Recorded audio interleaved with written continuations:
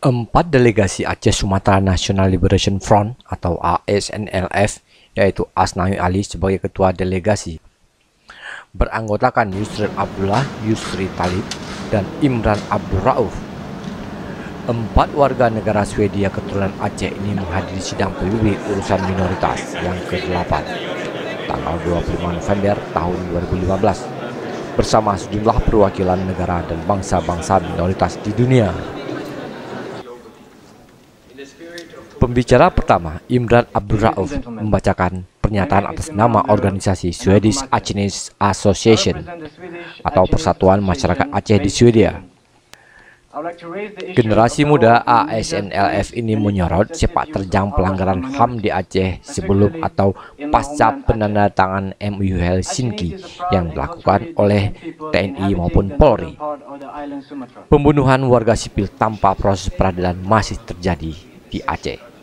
Begitu juga dengan korupsi, juga jadi topik pembicaraan di forum internasional itu. Ladies and gentlemen, my name is Imran Abdul Rauf and I'm from Aceh.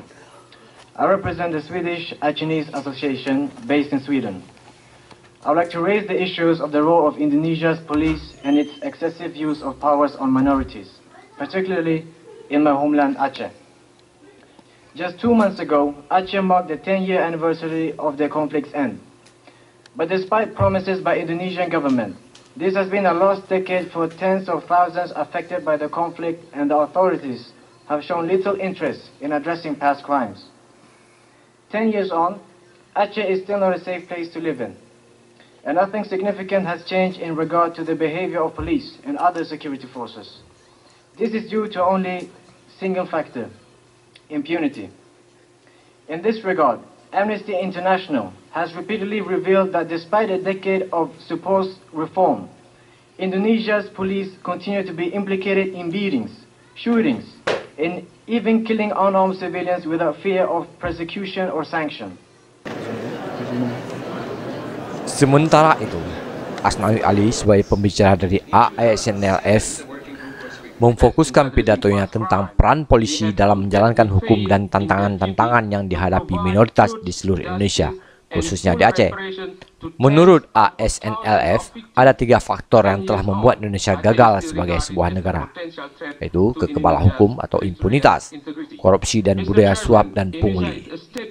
Asnawi Ali menunjukkan bahwa penegakan hukum dan impunitas merupakan hal yang sangat sulit untuk Indonesia.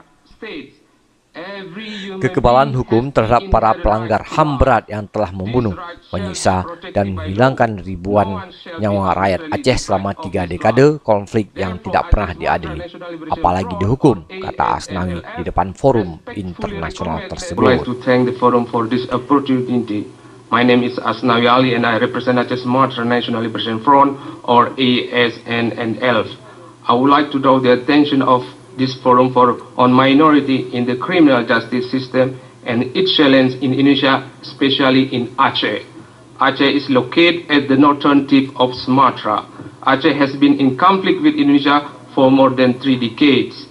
In August 2005, Free Aceh Movement and Indonesia signed a peace deal that ended the 30-year military conflict, and during which around 50,000 Acehnese, including civilians, were killed. Di sisi lain, Wakil Delegasi Tetap Republik Indonesia untuk PBB di Jenewa, Jaka Awal, membantah tudingan dilontarkan oleh ASNLF. Jaka memberikan argumentasi bahwa untuk memberantas korupsi Indonesia telah mempunyai mekanisme sendiri seperti adanya Badan Komisi Pemberantasan Korupsi (KPK) yang dibentuk untuk memerangi korupsi. Sedangkan masalah penegakan hukum berjalan lancar sebagaimana perundang-undangan yang berlaku.